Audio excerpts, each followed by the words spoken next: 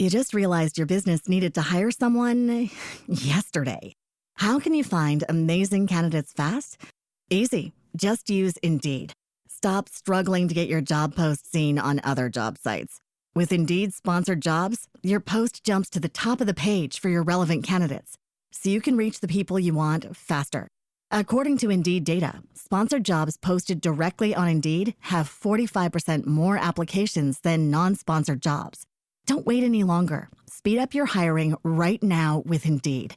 And listeners of this show will get a $75 sponsored job credit to get your jobs more visibility at Indeed.com/kidsandfamily. Just go to Indeed.com/kidsandfamily right now and support our show by saying you heard about Indeed on this podcast. Terms and conditions apply. Hiring? Indeed is all you need. Are you ready to learn the 3 secrets to launching a successful podcast? Hi, I'm Bill, a recent client of the Podcast Mogul. If you've been thinking about starting a podcast but aren't sure where to begin, he's got you covered. He is hosting a free webinar where he will share the 3 secrets that can help you launch, grow, and monetize your podcast without any fancy equipment or technical headaches. Click the link in the show notes to save your spot now and let him help get your podcast off the ground. You can do everything you need in one location, from purchasing beats to mixing and mastering to distributing your music to submitting to Spotify curators to marketing your music to running ads to building websites to creating merchandise to whatever you want. You can do it all in one location without leaving the website. And that is really the big differentiator with Artist Republik and everything else.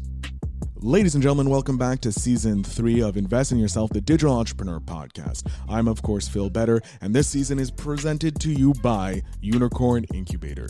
Unicorn is the largest rural incubator accelerator of its kind in the world, located in southwestern France.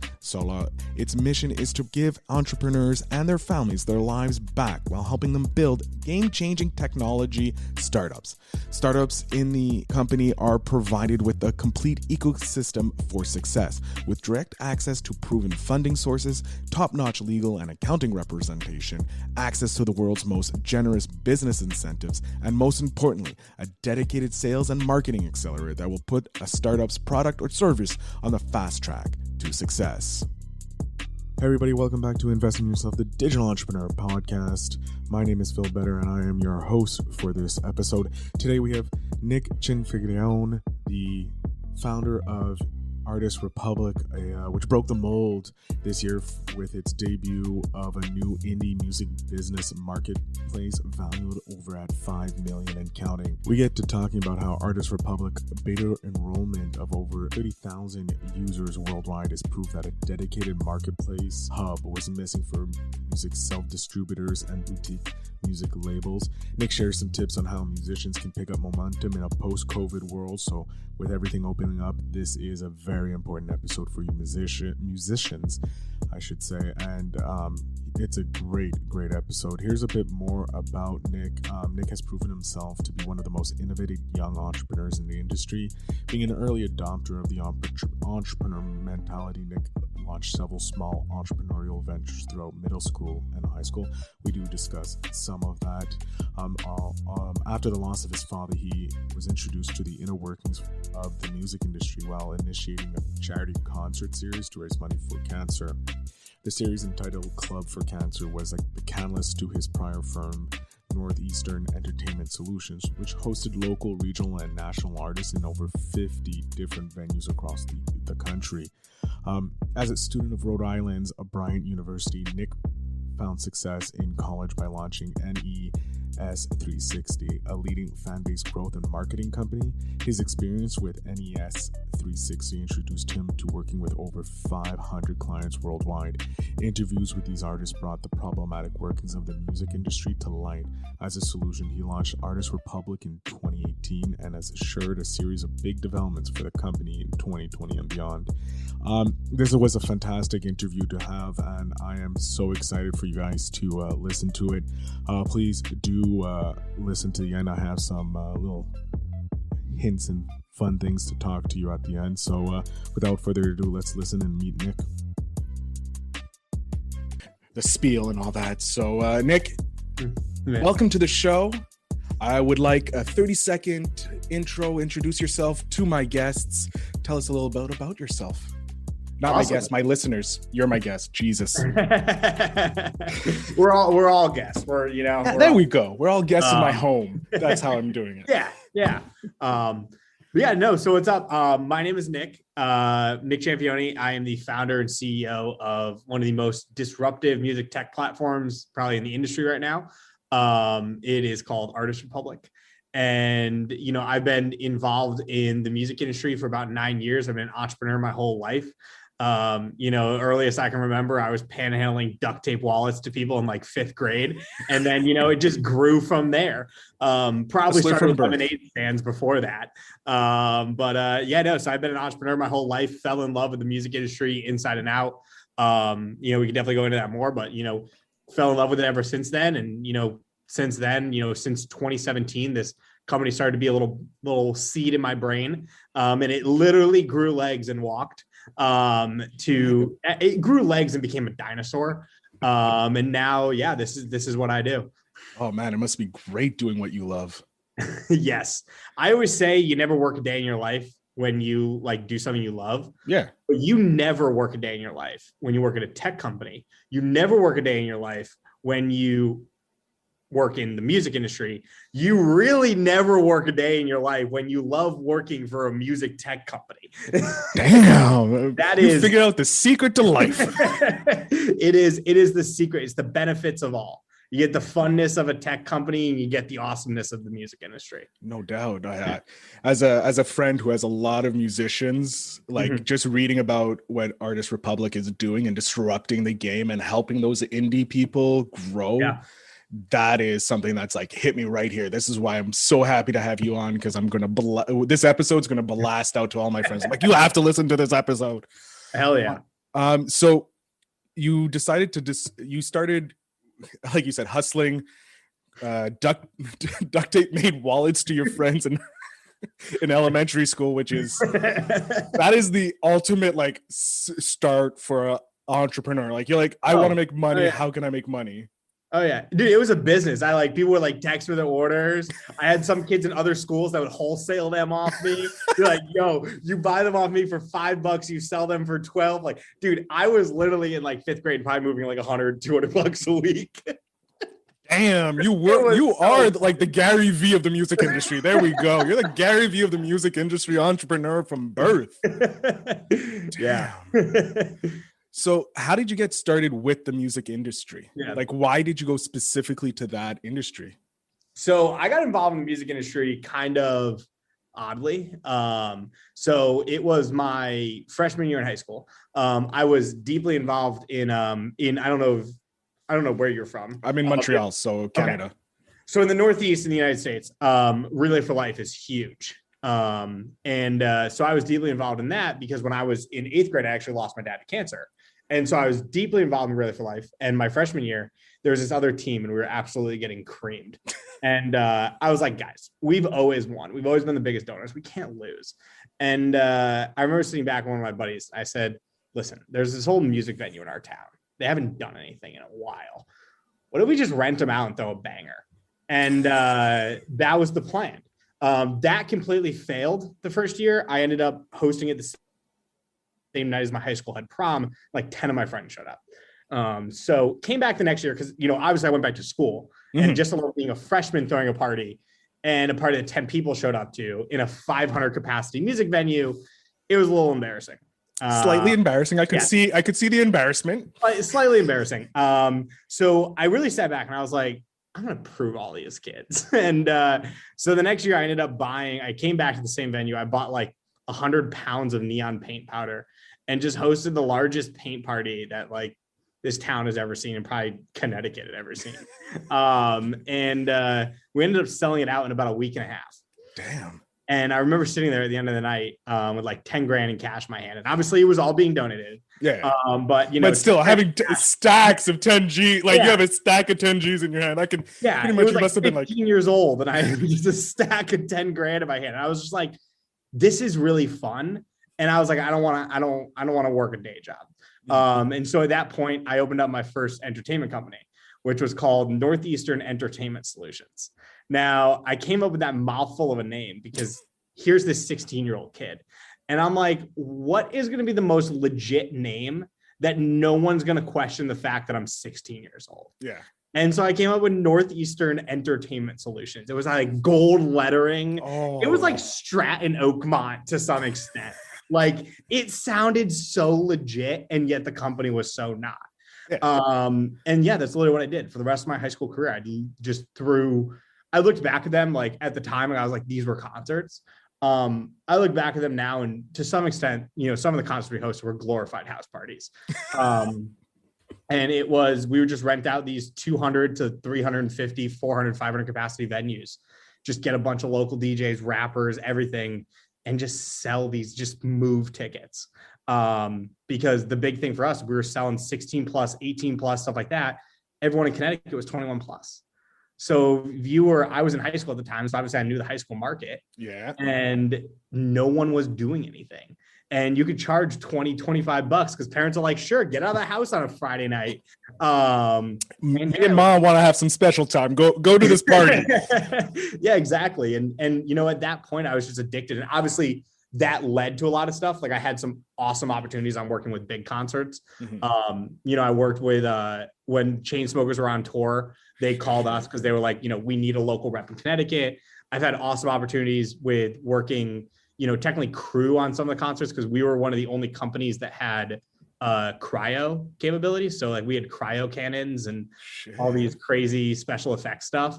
And so like if someone was coming on tour and they wanted cryo, they would just call us. And I would just be like, yeah, sure. Just give me backstage passes. And I'll hook you up with cryo. You know what I mean? I don't need money. Just give me the backstage and we're good. Well, cryo was so cheap. It's like $40 for a tank. And I already owned the cryo cannon. So I was like, just give me backstage passes. We're good. And that just led, to so much stuff. I met connections here, met connections there. And that's really how I got my start, was all through just, starting with pretty much glorified house parties. And then, go in literally music venues and then just growing it. There you go. That's great. Like it's you provided value for these bigger names, and you got something that you didn't have to pay a cent for to get backstage. You made those connections with their publicists, their record deals, and the artists themselves. And now you like you said, you were the go-to guy for certain things, and you were repping them. Whenever they would come, they'd call you up and boom, you would take care of it. So that's an awesome way. And they carry you, like connections. I'm a big believer in connections. Mm-hmm. I think you don't go anywhere in life. It really comes down to who you know, and also who knows you. And I'm a super big believer in that. And there's so many connections that I've had from the early days of concerts that have just massively paid off to, fathoms that I couldn't even fathom. Like it is, literally. It's just been, never doubt a connection. Always, I'm a big believer in do stuff for free. Don't chase money, chase value. And sooner or later, like money is the byproduct of value. So if you just chase value, the money will come. But if you chase the money, you'll never get the value. Yeah. That paid off very true in the music industry. No, I doubt, because it's such a close-knit special community, because you have the artists who are these creatives that generally aren't understood by the general public. And here you have, you're helping them out, you're providing them value, you're not asking for anything other than a backstage pass most of the time. And they're like, that's okay, that's $50 or $100 out of my pocket, but I don't have to pay for this rental. So yeah, here, have 2 passes. Who cares, know? And then later on, they're like, okay, we need some bigger things. You're like, I can help you, but it's going to cost. And then they're like, yeah, no problem. You already came through for us. Boom. Well, we have no problem doing that thing. That's awesome. And then what made you decide to go and disrupt the music game? Since you were already kind of not really disrupting, you were part of the music industry, being being the entertainment company. So what made you decide to disrupt it? What made me disrupt it was how many people I met along the way, and seeing them get screwed over by the, quote unquote machine. I hate that term. It sounds so 1960s, but it was they were the man. Yeah, stick it to the man, the machine. Come on. But it's really what it was. Artists were, because after the concert company, I ran a marketing company for a little bit in the music industry, and I had about 500 clients that were working with me. And like, for me, like I was their guy. And so if their manager screwed them over, they came to me. If their record label was screwing them over, they were coming to me. If they didn't know how to book a concert, they were asking me. And so I really started to see from, my years of show experience, but also my years of working with these guys with their marketing, because with marketing, you're kind of a fly on the wall. You work with them, but you're not as integral as other pieces of their career. The marketing person is just there to literally get them to market. If they see results, they don't text you. Yeah. So you're really sitting there and they trust you because they're trusting you with their Instagram account passwords and Spotify accounts and all this stuff, but you're not booking them shows. You're not getting their song on Spotify. Like if a song doesn't release correctly, you're not under the gun. You're like, it's not my fault. Yeah, exactly. And so you're really able to see how the industry works inside and out without getting blamed for the missteps. And they also come to you because they know that you know the industry. And so if their record label screen them over, they can't talk to their record label. So they're going to talk to? They're going to talk to their next best person, which is a guy running a marketing company that will represent music artists. And so after seeing that for so long of just artists getting screwed over, I sat down with my buddies because I was like, there has to be a better way to do it. And I know how to help them, but the numbers don't add up to me. Because $100 a month is really the max capacity that most independent artists are willing to spend on their career per month. And I sat down with my buddy and I said, if I'm going to effectively manage a music artist, I can really only manage 5 a month. I can't live on $500 a month. No. And so I sat back to him and I said, but they still need the resources. And that's when we started brainstorming through the process of, okay, what resources does a record label or a manager provide that can't be removed from the human? And what we realized is every system in the music industry is run on technology. Everything is run on technology. When you sign your life away at a record label, you give them a USB, you email them your song, and guess what? They sit there on their laptop, they upload it to a music distribution system, and then they send it directly to the streaming networks. So why can't an artist use the same system? And that's really what Artist Republik came into question and said, why don't we just give the tech directly to the artist? Why is no one doing that? Like, you're using technology to create more inefficiencies when technology is created to make it more efficient. And the music industry was just using it backwards. And so when I realized that, I basically sat back and I said, holy crap, like this is a behemoth. But I knew that if we could do it correctly, it was going to shake up a lot of things. Yeah. Damn. Yeah. And it's true. Like the old way of thinking, because I feel we're in a shift right now in the world. We have the old way where technology is the bad person. And then you have us who have been born and bred into technology going, no, man, it can help us. Like, look at all it can do. Like you said, with one tech, you're helping all these artists get distributed everywhere when they wouldn't have that opportunity.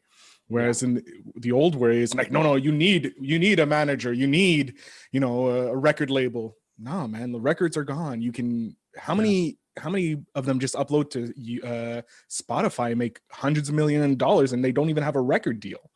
Exactly. There are people making millions of dollars off of independent distribution companies like Artist Republik. And yeah, that's it. So at the core, what does Artist Republik bring? Like what does an artist, let's say I'm a brand new artist, I'm about to sign up. What do I get when I sign up with Artist Republik? So that's the key. Artist Republik is the first ever 360 platform for the music artist. That's the big differentiator with us. Is traditionally in music tech because music tech's been around for 10 years. Mm-hmm. I mean, possibly 20 years. Probably since the internet was born. 22 years. Yeah. Napster. I mean, think about it. So Napster was the first, tech system for people. So music tech has been around forever.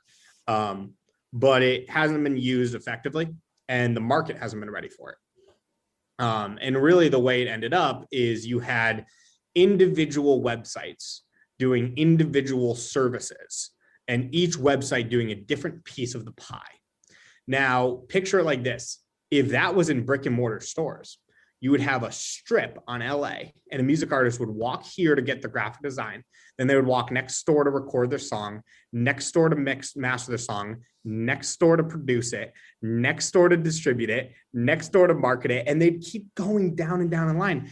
And then a record label comes out and goes, hey, you can sign with us. And in one building, you can get it all. You can get your managers, you can get your booking agents, you can get your marketers, your graphic design, your production, everything. And you never leave the building. And artists are like, yo, that's sick. That became what's called the 360 record deal. And in the music tech space, no one's done that. And that's really what Artist Republic is coming in saying, hey, you can make one account on one website and never leave. You can do everything you need in one location, from purchasing beats to mixing and mastering to distributing your music to submitting to Spotify curators to marketing your music to running ads to building websites to creating merchandise to whatever you want. You can do it all in one location without leaving the website. And that is really the big differentiator with Artist Republic and everything else. That's super huge. Like you're literally disrupting the genre. I'm wondering, have you got any like negative feedback from like bigger industry people? Like, yes. Yeah. Oh, yeah. Yes. I've got industry. So negative feedback is an interesting thing. Like when I'm in investment rounds, when we're trying to get the company funded, the music tech space, people don't like music tech. A lot of investors I talk to were just like, the last company we invested in was Napster. Like, we're not ready. Like, we have battle scars. Like, people genuinely have battle scars from investing in music tech. But going off of that, I have had some negative things. I've had record labels and industry staple companies looking at us for investment and basically saying, we're not ready to put the nail in our coffin yet. We want to see what you do for another year, because if this is really going to be the nail in our coffin, then we need to pivot and we actually do need to be behind you, or else we're screwed. I've gotten, indirect, competitive kind of like hints at like, we don't like you, from a lot of other companies, from music tech companies, through, indirect tweets and stuff like that. And I think it's funny. I think it's hilarious. And I know that. I knew from the start, like I knew the industry enough inside and out when I started it, that the music tech space, like people, not the music tech space, the music industry alone, people take things personally. Yeah. Like if you step into this industry, like people take things personally. Like if you step in and build a marketplace to compete with Amazon, Jeff Bezos is gonna be like, all right, dude, let's play. Let's have some fun. But like if you step into the music space as a competitor, people are like, you're dead. Like you're going down. Like I'm destroying you. And just that's my goal. And so it's interesting. But I knew that coming into it. I've always said that the music industry is one of those industries that will chew you up and spit you out before you even knew what happened. But that's also why I love it. So like I'm here to stay. I'm here for the ride. And I think a lot of people are either gonna, have to partner with us or try and compete with you, but you already have the market share. Yeah, exactly. And that's the big thing with us. We're just raking up market share very, very quickly. It's probably going to take the bigger guys a longer time to figure out how to do what you've done. And you're first to market with this thing. And you're going after what is really good, the untapped market, the independent market, which is huge. Like if you were going after the big stars, then you would have a bigger fight on your hand, but you're going after the low-hanging fruit, the ones that people don't believe will make money, but those are the guys who will end up blowing up. And if they're on your Artist Republic, it gives you more credibility. Exactly. The bedroom producers. There's 100 million independent artists across the world. And yet the industry is only valued at $2 billion. This industry is massive. Oh, it's massively undervalued. Oh yeah, it's insane. My God. And so when you started this with the pandemic, right? How long ago did you start Artist Republic?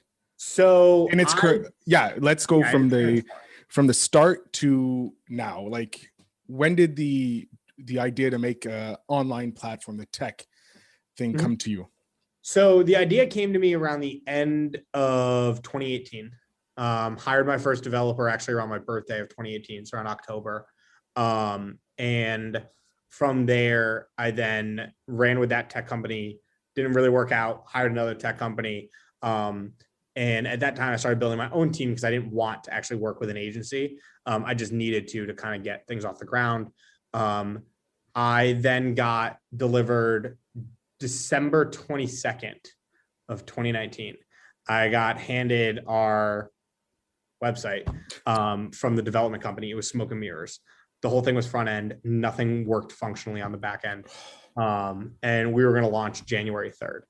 And so we screwed up by accident and actually put the countdown on our website as the wrong date. We put it as January 13th, said January 3rd. So we had an extra 10 days. And so little miracles. And so me and two other developers, one front end, one back end. Obviously not technically me, but I was there. I don't code. You're like, I like this. Can we make this? How do we make this? Yeah, that's me. I personally still think development is magic. Yeah. If you ask any of my developers, I'm like, hey, can we throw a calendar in there? They're like, yeah, that's going to take a week. I'm like, how? It's a calendar. They're like, Nick, it'll be a week. I'm like, okay. But so it was like December 22nd, and we pretty much just buckled down. We rebuilt the entire website pretty much from scratch. Got it live January 13th for an alpha test. We then did that, ran that, and then pandemic hits March. We just go through an entire crapshoot. We lose developers. My lead developer's in the hospital coding from his hospital bed with COVID. Badass. He better have gotten a raise for that. Badass, yeah. And so all this stuff, and we just went through brutal things. We had investor meetings in the middle of losing developers. Like, March was probably the worst month in the history of this company, knock on wood. Literally this time, I think literally today, last year. COVID, bitch. Yeah. So, and after that, we came out of it, we got our first investment. And that's when things for us started turning around. So when we were able to make the hires we needed, we got the beta live May 3rd. So people came back from Memorial Day weekend and were like, oh, what happened over here? I think it was Memorial Day weekend. It was around Memorial Day weekend we went live.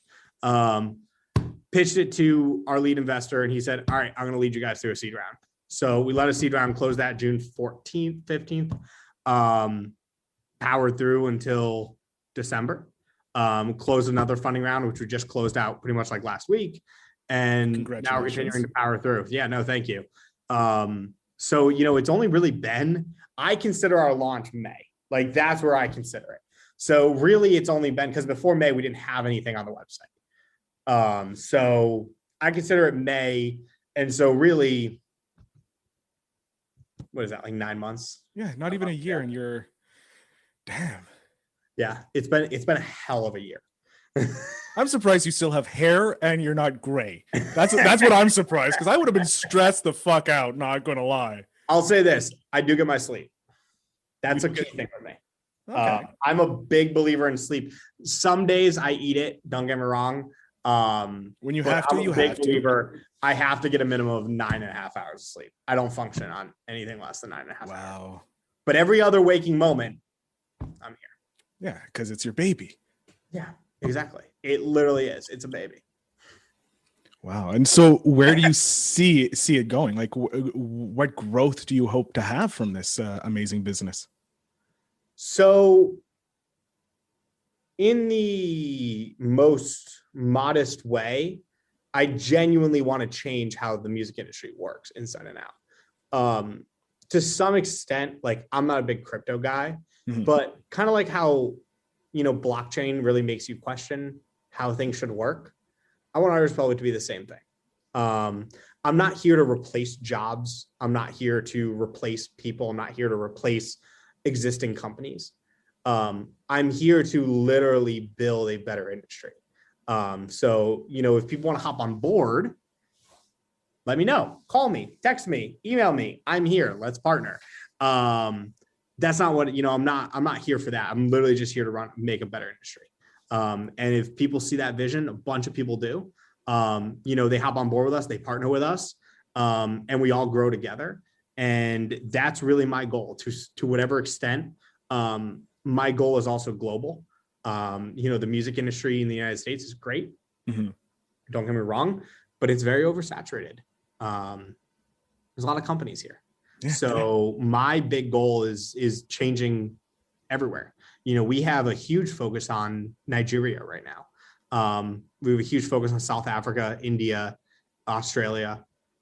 And, that's definitely a big piece, is we want to change it everywhere because music is global. It's not just United States. Yeah, no, it's true. And I think a lot of people miss that. Like, since they're so in their own bubble, they forget that we're part of a huge world. So your market is no longer this small little community that you're from. Like, for me, it's not just my province or my city or even my country. I'm listened to all around the world, and there's artists all around the world that need help because like they don't have the infrastructure, like you said, in Nigeria. They don't have, the Universal or anything like that. So those artists, they don't know how to do it because it wasn't built. And so you're coming in, you're like, here, I have this tech is pretty much what, MGM or not MGM, but Universal or Sony is doing for you in your hand on your website. That's amazing. Yeah. And it's interesting because we've actually thought the other way.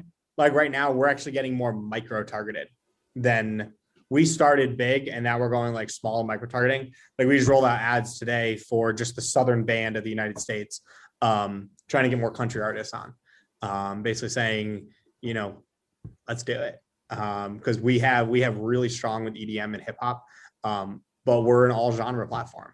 Yeah. I don't just work with rap artists. I listen to country music all the time. I listen to punk rock and metal core and stuff like that all the time, but I also jam EDM and I jam rap music too. So, I want the platform to kind of be the same thing, but yeah, no, exactly. There's totally different markets and totally different things. And I also believe that, for people listening to run a company, you don't dictate your market. Your market dictates you. Yeah. That was a big thing for us. I never realized how big our market in Nigeria was until I look back and realized that 52% of people that were distributing music through us were from Nigeria.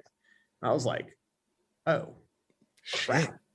I screwed up that one. And I went back to the table. I was like, all right, we're going to Nigeria. And which basically meant just rolling out ads. And but yeah, no, exactly. Like I didn't dictate that. I didn't pick, oh yeah, I want to be in Nigeria. The market in Nigeria was, we love Artist Republik. So, okay, we love you too. When we're coming. Yeah.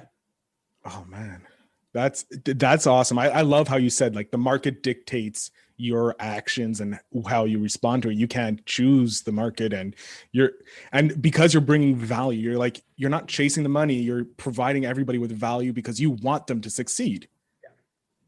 Yeah. That is the most important thing. I think I've interviewed like close to 40, 50 entrepreneurs now. And pretty much the one single thing I got through all of them is provide value to your customer. Like it doesn't matter if they pay you at all, just give them the value or at least help them get value out of what you're using. And and the money will flow from that.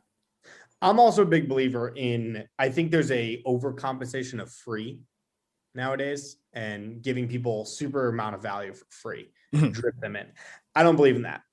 I believe in super low prices for value. If you're trying to sell something, you want to sell something. Yeah. So if you're trying to sell an ebook, don't give away half the ebook for free. Give half the ebook away for 99 cents. People that will take something for free most likely will pay $1. But there's something psychologically about getting someone who's going to pay $1. Because 9 times out of 10, they may pay $5. They may pay $6. They may pay $7. Just start them with 99 cents. Don't start them free, because free will get nowhere. You'll just get guys kicking the tires. Exactly. Like we have people that join the platform and you can join for free. Yes, we're never going to let you not join for free because we want you to be able to explore it. But there really are no services on our platform that are designed to be paid that we give away for free. We give them at base market rate for what we think is below market value, but not free. And that's a big thing with us. I think a lot of people overthink free. And people have come to me, like people on my marketing department, like, let's market this and let's do it for free. And I'm like, let's do it for 99 cents. And then it works better. It works better. I think 99 cents is almost better because you also don't want to bring down the value that you provide by offering it for free. Everything has value. If you put something for free, people may think it's crappy. Yeah. Because most things that are free are supposed to be crappy or not really good. And you get those free ebooks and it's like, this is telling me nothing. Yeah. It's just giving me surface level. There's nothing there. There's no substance. I've just wasted 20 minutes of my time reading this ebook that tells me something I could have watched in a YouTube video. Put a little more value, charge 99 cents. Yeah. At least you get $1. Yeah. At least you're making some money for your work, you know? Yeah. Exactly. And it doesn't devalue you at all. No, I fully agree with that. And that's why, like, I love podcasting because it is free and it gives so much value. Mm-hmm. But at the same time, if you use it as a business, like you said, you use Fridays as your podcast day. Mm-hmm. So you record with your artists, or what is your podcast actually about? So we have a podcast called Artist to Artist, and pretty much me and my director of content creation hop on every week. Comes out every Wednesday, and we pretty much just talk about everything music industry. So we bring on, music industry executives, music tech executives, artists, producers. We had, I think the one that came out a couple weeks ago, country artist Jimmy Allen, like we had his tour manager on it. Just a bunch of really cool people. Anybody that is related to the music industry, we bring them on. We talk all things music. It's just really a chill conversation. It's a free system. That's free for us, but it's free, but provides value. Yeah. And it also can say with that, it's also the top funnel, if you will, of bringing people. It brands you as the people who want to help people. So if you like what you're hearing on their thing, just imagine what my platform or the Artist Republik platform can do for you. So it's that free ebook, but instead of it having no value or top level value, you're giving this like insider view, this peek behind the curtain for all these independent artists and people who listen. And I agree with that. And that's where I'll fix it. You can't degrade content marketing with making it free. Yeah. You can degrade things that are supposed to be paid by making them free. Yeah. Content marketing, always make it free. Blog posts, PR, all that stuff. That stuff is free. It's content marketing. You will own the industry with content marketing. Content marketing is a long-term play. Dive into content marketing, own it, invest in a content department, invest in a PR agent. That is the best thing you can do. But when you're selling a service, never offer that for free. That's my advice. That is genius advice. Unless this is where my caveat comes in. Ooh. Unless there is intrinsic value that you want from getting that thing for free. As long as it doesn't degrade your value. Like, don't sell an ebook, quote unquote, for free. Do 99 cents. But at the same time, if you're a videographer and you really want to shoot for this artist because you want to get backstage to talk to a different artist, yes, do that for free. 150%. Look at what you're going to be providing before you offer for free. The question is does offering this for free degrade the value for continued sales? And doing the videography for a music group or whatever, it adds value because you can say, look, I've worked with this artist. Look at this video I've done for them. Now, you don't have to tell them that you've done it for free to other people. So other people are going to be like, holy shit, he's worked with X, Y, and Z, or she worked with X, Y, and Z. But in reality, you got backstage passes. People have no idea that they did that for free. That does not degrade your value. No. You put out an ad for free video samples, everyone knows you did it for free. They saw your ad. So yeah, that's the biggest thing I could say is when you're diving into free stuff, definitely make sure you know where that free is taking you. Because we all know nothing in this world is free. You're getting something from it. Yeah, and I think it goes back to what you did when you first started with the cryo cannons. You asked for backstage passes. The value of giving them that was not only you got backstage passes, the connections you made, which now pay huge for you now because you can get them on your podcast, and no one knows how you got them on your podcast, but because of your long-term connection of giving them a cryo thing that used to cost you $40 to fill up, they're getting it for free. And now, and you got to see an amazing show and talk with these artists, like you're one of them, like, and it just keeps rolling and rolling, and you get a better understanding of the industry. Yeah. Long-term game. Exactly. I love it. God. This day has already been, I've gotten so much value from these podcasts already. I've done 3 podcasts today, and like each one back to back is just building up, and I love it. This is what I love about podcasting and talking with these entrepreneurs. Like every entrepreneur gives you a different piece of a puzzle, different view of how to think. And I think that's because we come from more of a creative generation. I think our generation, the millennial or zennial or whatever you want to call it, the ones who grew up with the internet and tech, were creative because we saw how powerful creativity is. So when we create these companies, we're looking at it creatively and not like the old school foundation, like, okay, I need a brick and mortar, this and that. I'm like, no, we have the internet. We can do everything technically for free. Well, that also comes in with, what the simplest part of entrepreneurship is, which entrepreneurship is nothing but resource management. It is continuously never having the resources you need and figuring out how to use the resources you have to get to a point where you need to get, to then hopefully get the resources that you think you need. And then you get those resources and then realize they're not the resources you need. And now you need to get to another gate to get the resources you think you need. And then you find out they're not. And it's a continuous snowball of just resource management. Yeah, you have to be creative. Just like how you got your website on the 22nd of December, and then it's like, this is not the website I needed, but I thought it did. And then you're like, screw it, let's go a coding session, let's do it. You'll never have enough developers. You'll never have enough marketers. You'll never have enough ad spend. You'll never have enough office space. You can probably have enough office space. You can never have thanks to COVID, there's enough office space. Yeah, thanks to COVID, there's enough office space.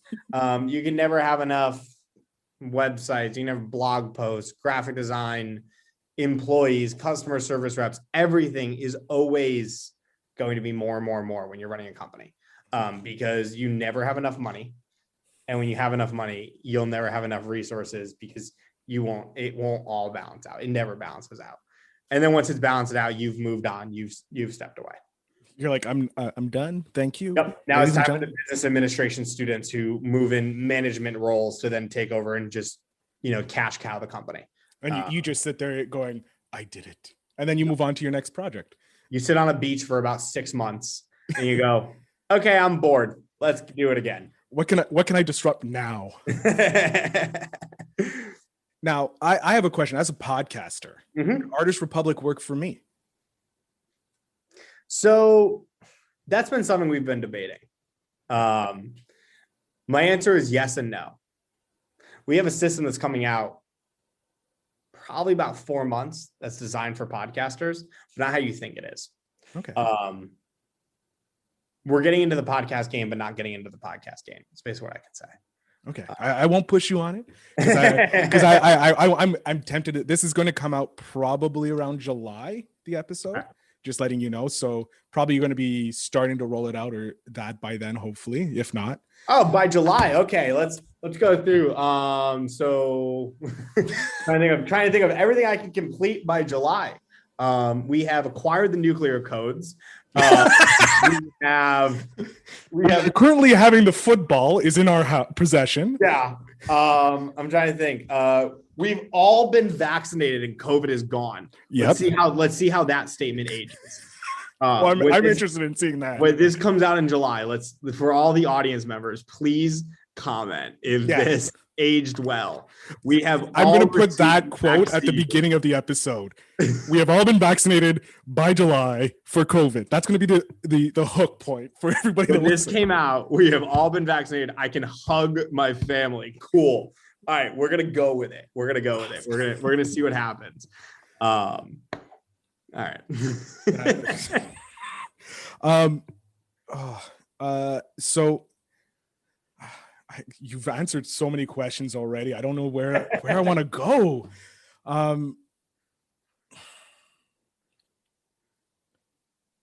What was podcaster? I get that. Yeah, it's like, what is one of what was one of the hurdles that you've had that you've were really happy that you crushed, that you didn't think you would be able to crush? My first investor. I left that meeting with a developer in the hospital, 3 developers that quit, and literally 1 developer. That was only a front end developer. I left that meeting. I called my brother on the way home and I said, no way. No way is he coming in. No way. COVID hit the next week. I made the smart decision when I was home because I was still at school, and they sent us home for COVID for spring break. And I made the smart decision to get DoorDash before everyone else did. And so here I am for 3.5 weeks, DoorDashing my butt off to try and make money to literally pay my team. Because I'm like, I'm out of money. I've drained all my money from my marketing company. I've asked my brothers for money. They've drained their money. I drained my friends, family, and fools around. Like, I'm done. I'm tapped. I got to make money from somewhere. This company is toast. I'm delivering a pizza from DoorDash, and this guy calls me and he's like, Nick, I'm in. And I was like, okay. Okay. Hell yeah. That same day I deleted the DoorDash app and said, screw this. I'm an entrepreneur. I was like, I'm never going back. And yeah. And it just went from there. But that was definitely one of the biggest hurdles I didn't think I was going to make it past. I don't think this last hurdle was as big because we're definitely, past that point, but we had this funding round that we were doing in December and into January. And it was brutal. It was absolutely brutal. I had to deal with COVID. I had to deal with people not wanting to take meetings because of the holidays and COVID. So people took extended holidays. I had people saying that their money was tied up, like funds, literal funds, being like, oh yeah, our money's tied up because of COVID. No, it's not. It's literally not. And it was tough. It was really tough. And I sat there right after New Year's looking at our investor sheet, and we had like, out of 217 people I reached out to, we had like 10 people left. And I'm like, I don't know. I called my COO, my lead investor. I'm like, I don't know. I don't know what's going to happen. And we pretty much pulled a board meeting. We're like, we've got to lock this. And we just went sicko mode for 2 weeks. It was all hands on deck, every board member, every employee, everything. And we ended up just coming out of that 2 weeks with closing the round. And it was just like, we got to get creative. A lot of my investors were in the investment game in, 97 to 2008, and they're leaders. My lead investor, his first investment was eBay. These are big guys, but between 2008 and 2021, investment rounds have changed. A seed round in 2008 used to be 500,000. A seed round now is up to 2 million. Series A's in 2008 would be $1 million or 2 million. Now they're approaching 14 million for a Series A. It's insane. And so what you're starting to see is people doing friends, family, and fools, pre-seed, seed, bridge round, Series A. When before it was like friends, family, and fools round, seed round, Series A, Series B, Series C. There's so many more rounds in now because the rounds are getting massive. And so when we're approaching Series A investors is pretty much a seed company, because we already closed a seed. They're like, why are you talking to me? We're trying out here to raise, 2 or 3 million. And they're like, dude, our minimum check size is 6. And you're like, I'll gladly take that. I'll take 6. But they don't want to give it. And it was tough. It was definitely tough. So I think those are the 2 hurdles. Investments have always been a tough spot for me because that's just not me. That's not your wheelhouse. Dude, I run the company. I've never ran an investment run company besides this company. Every other company I've ran has been bootstrapped. I'm a bootstrapper at heart. When stuff hits the fan, I'm the kind of guy to just get down and dirty and work 24 hours until it's fixed. And so, yeah, investment is a whole new thing for me.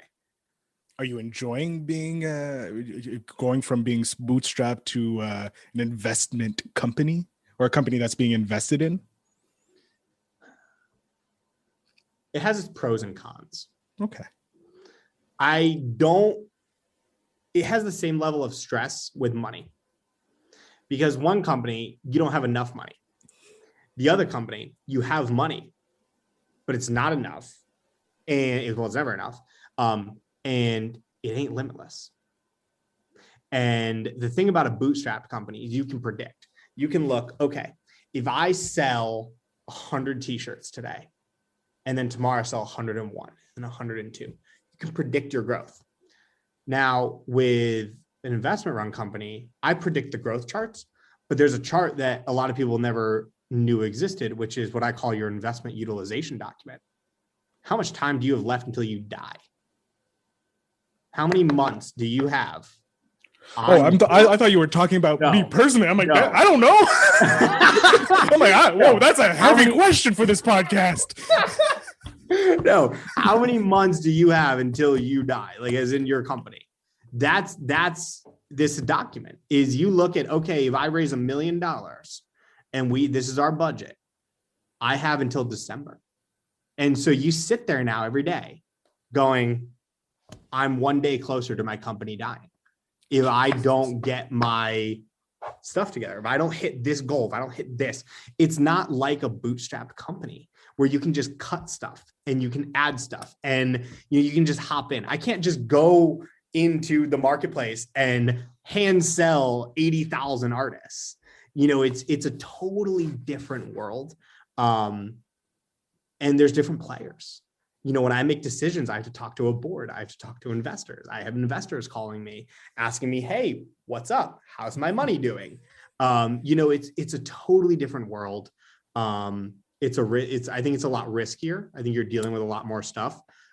It's easier in the sense of mobility.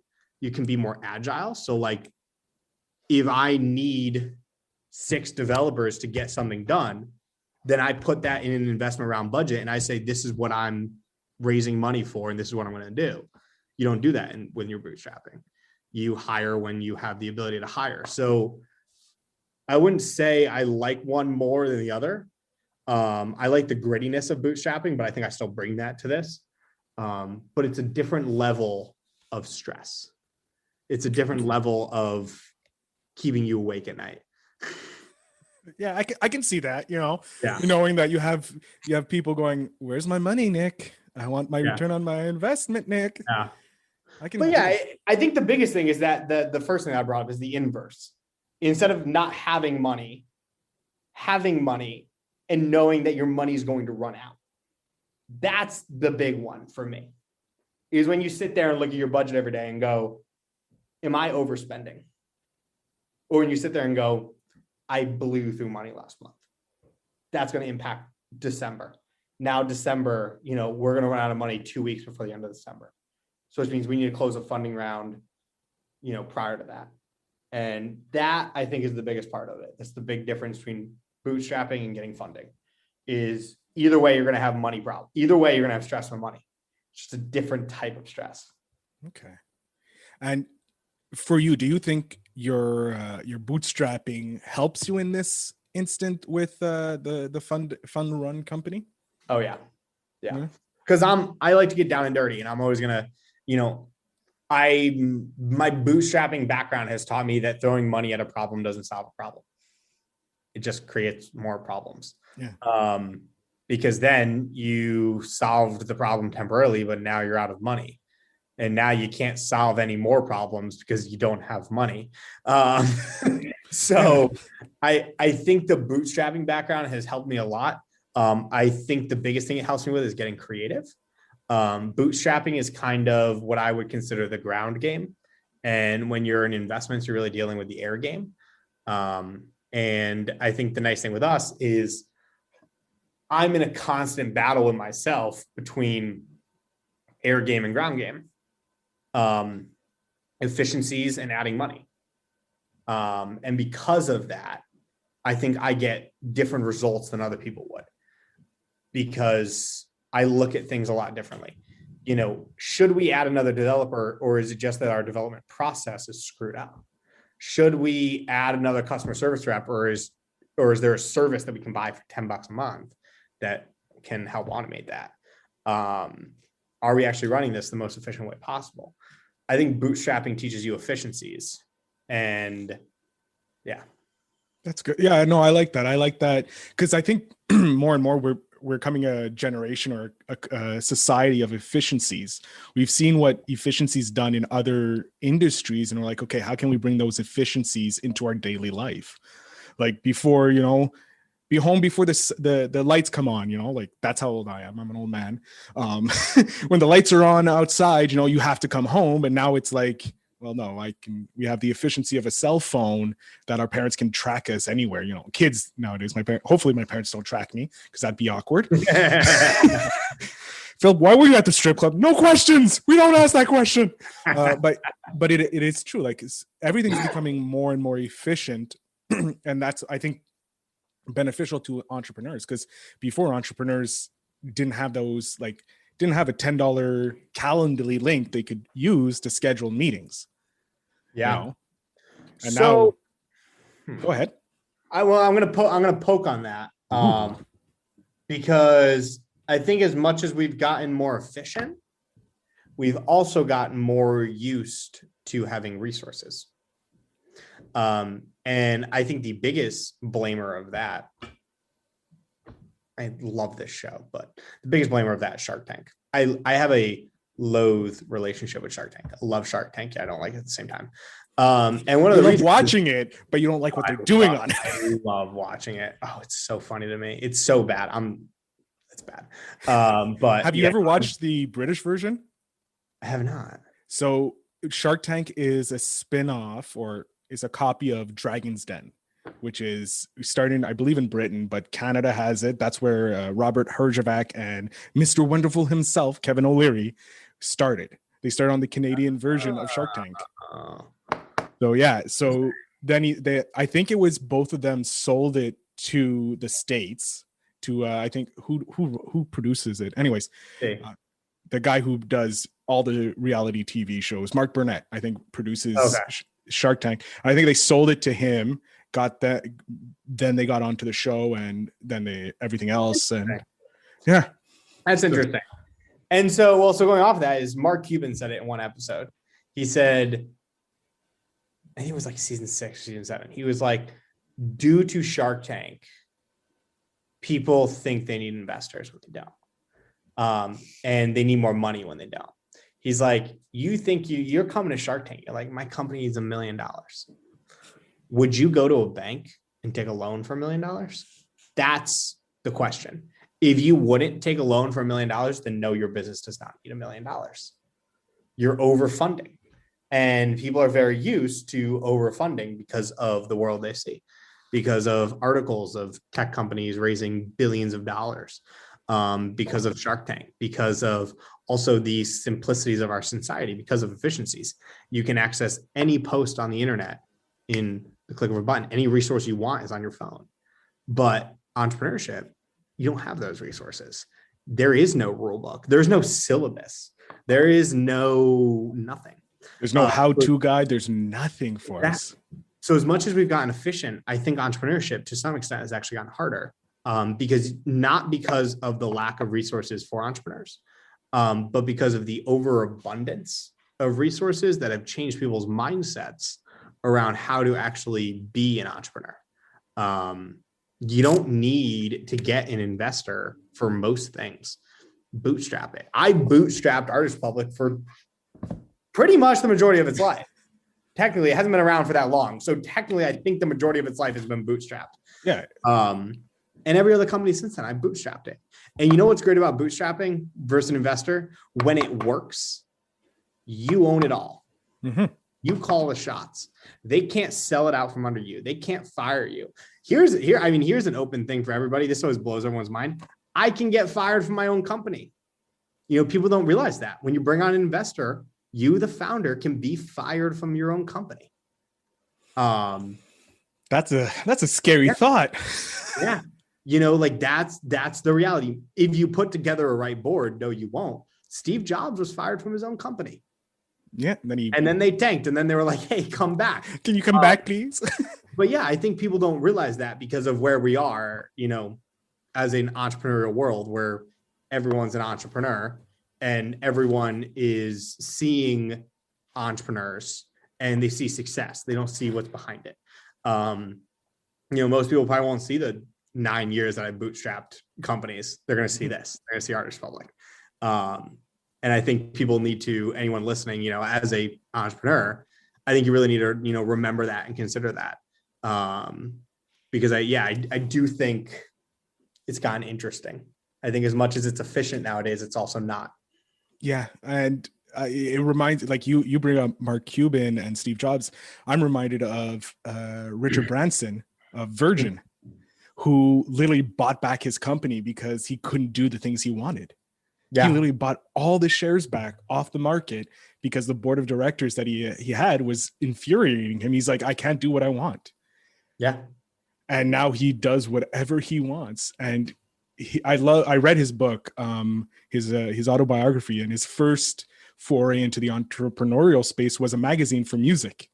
And the way he got his first ad was actually using the operator to call these companies.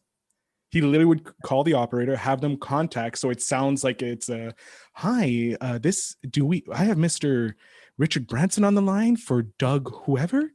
Oh yes, one moment, please. Put him through, because it sounds like it's his secretary, but it was really the operator. And he had no money, but he bootstrapped his way to getting the magazines and using the resources. So yeah, it's an amazing thing. And I love how you poked on for entrepreneurs, like there's too much resources. You better learn to bootstrap and then use the resources. Yeah, like think about how many incubators there are in this world. There's so many. There's so many resources. But I think you need to be ready. Like one of my buddies came to me once in the beginning of my life cycle, and one of my earlier companies was like, hey, I want to open up a business. Can you invest like 10 grand in it? Like, that's all I need. And I came back to him and I said, I will invest 10 grand in your company when you bootstrap it for no money for 6 months. He never started it. And that's how I knew. Because if you can't figure out how to do it without resources, you'll never be able to do it with the resources. And yeah, there are a lot of resources, and don't jump to those resources. Figure out how to do it first. Figure out how to get uncomfortable. Put yourself in uncomfortable situations as a founder. Because sooner or later, you're going to be in an uncomfortable situation.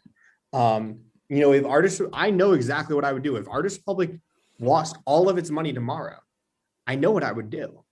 You know, I already have that plan. I've thought through that plan 10,000 times, but it's not hard for me to fathom that because that's where I came from. If I got to move back to my mom's house, that's cool with me. You know what I mean? Like, I'm totally fine with that. I know how to get the job done because I never came from, you know, having resources. So if I have no resources, I'm good to go. Like, I can still figure it out.